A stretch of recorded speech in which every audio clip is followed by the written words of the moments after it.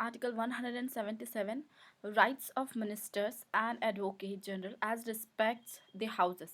Every minister and the Advocate General for a state shall have the right to speak in and otherwise to take part in the proceedings of the Legislative Assembly of the state, or in the case of a state having legislative council, both houses, and to speak in and otherwise to take part in the proceedings of any committee of the legislature of which he may be named a member, but shall not by virtue of this article be entitled to vote. Officers of the State Legislature. Article 178. The Speaker and the Deputy Speaker of the Legislative Assembly.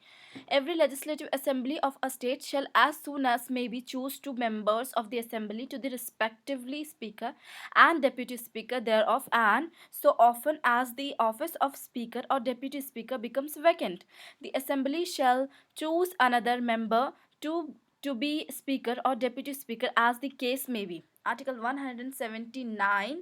Vacation and resignation of and removal from the offices of Speaker and Deputy Speaker. A member holding office as Speaker or Deputy Speaker of an Assembly, clause A, shall vacate his office if he ceases to be a member of the Assembly. Clause B, may at any time by writing under his hand addressed, if such member is the Speaker, to the Deputy Speaker, and if such member in the Deputy Speaker to the Speaker, resign his office. And clause C, may be removed from his office by a resolution of the Assembly passed by a majority of all the then members of the Assembly, provided that no resolution for the purpose of clause C shall be moved unless at least 14 days notice has been given of the intention to move the resolution. Provided further that whenever the assembly is dissolved, the speaker shall not vacate his office until immediately before the first meeting of the assembly after the dissolution.